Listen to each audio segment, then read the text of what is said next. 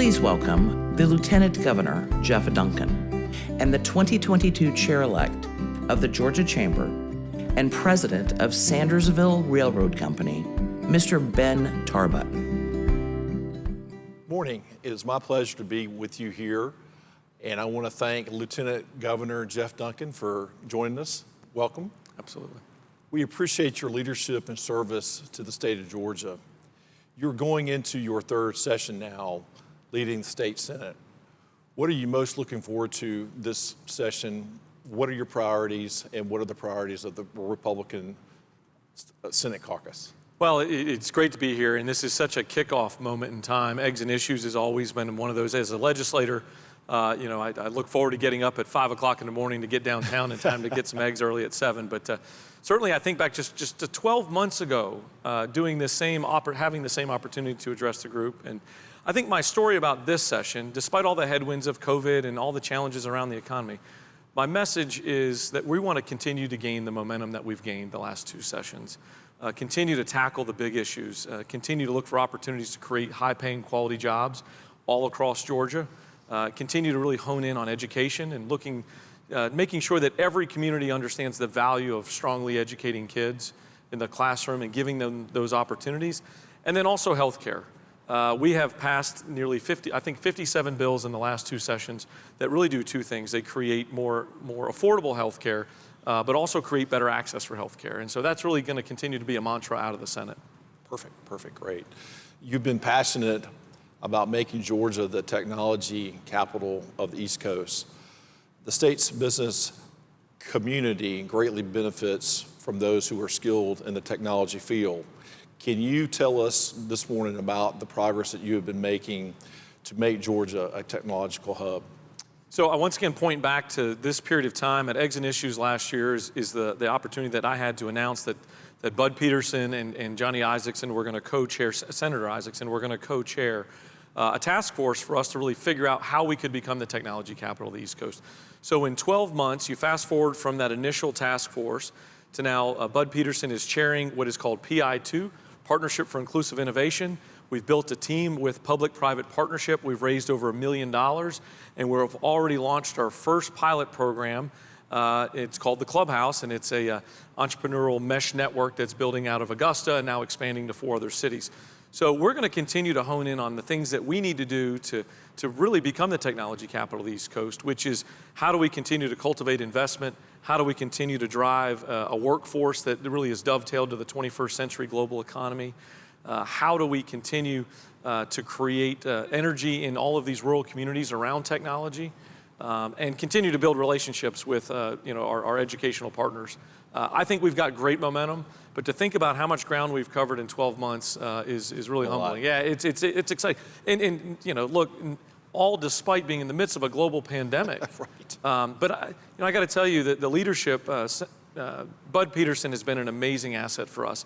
When we first had the session last year that kind of hit the pause point around mid-March, we had two choices. We had every excuse in the world to kind of put the technology capital on the East Coast on the shelf for a period of time, or we could accelerate through it. And it didn't take us but maybe 5 minutes into a call to realize, this is an opportunity for us to really move forward and to think about how we have changed the way our patterns work, right? With telehealth and telecommute and teleeducation, it has certainly continued to make this an even more relevant initiative for us here in Georgia. Certainly been planting seeds, so that's wonderful.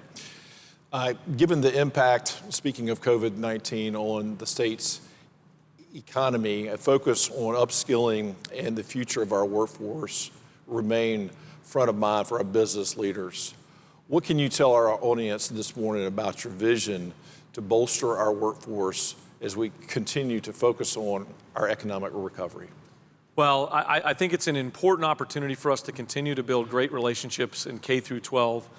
We've passed a couple of bills at the direction of Mike Dudgeon, my policy director, who's got an incredible career in the technology space outside of politics, to really kind of drive those computer science opportunities into the classroom, to plant those seeds early on with those kids. I think it's also an opportunity for us to continue to build relationships with our technical schools, because they just seem to be so nimble with the community, to really kind of absorb what that local workforce needs and what skill gaps are out there. And we've continued to watch them time and time again kind of rise up and really fill those gaps and produce that talent. And then also with our four-year schools and other opportunities to continue to build, this relationships with the private sector. Selfishly, my goal is I've got three boys. One's a freshman in college, a freshman in high school, and a fourth grader.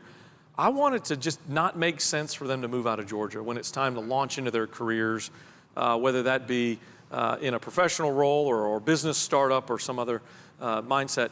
I think that is a healthy goal for all of us, to really create an environment that is inviting to the best and brightest to stay here and to come here.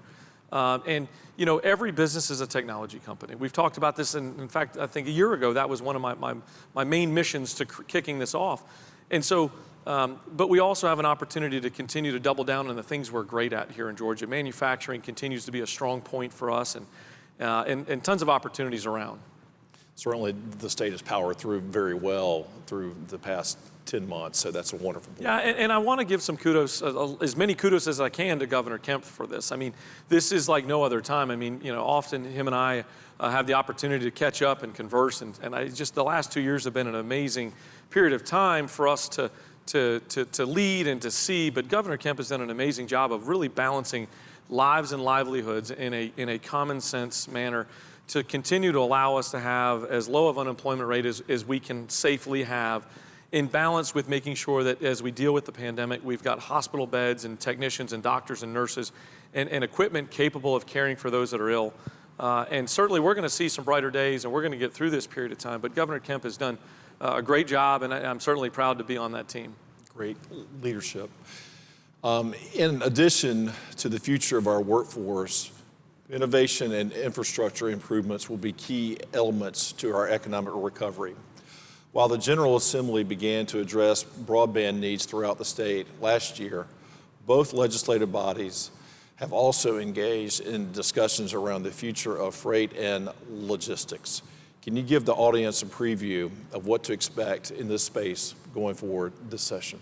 Well, I don't have to really explain this to this crowd, obviously business-friendly crowd, what an incredible asset the port is for us. And it has created an unbelievable opportunity, not just for that region down by the coast, but for all of Georgia, as we continue to watch businesses willing to invest here and willing to grow here, whether it be finishing goods that are brought in or exporting those goods. And we continue to hear incredible stories about the footprint that those businesses and industries are making further inland in Georgia. And so we continue to figure out ways to better handle that volume.